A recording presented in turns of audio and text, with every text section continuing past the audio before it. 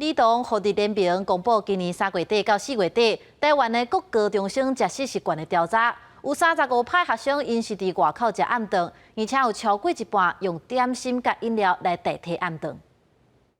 甲鸡鸡腿饮料当作正顿，李东互伫联名调查各高中生的饮食习惯，发现囡仔食食无健康的比率真高。可能平常在学校，因为不能上课时间不能出去买饮料，但是有外送以后，可能因为配合社团课或是老师也想喝，就跟学生一起订。疫情开始，又加上越来越多外送的平台可以选择，所以胖了快10公斤左右。根据立法联名调查，高中生上食买的是手切茶，另外有3成5的青少年暗顿拢食外口，其中超过一半是用点心还是饮料代替正顿。这个调查期间是今年3月底至4月底，对象是全台清挂学生。结果显示，超过3成的人，逐礼拜拢叫2届以上的挂送。立法联名认为，疫情加上学校开放挂送平台，拢增加青少年更较食高油高糖的机会。那这2个东西刚好都是导致肥胖最重要的主因。那如果是高糖的话，基本上可以让我们获得短暂的满足感，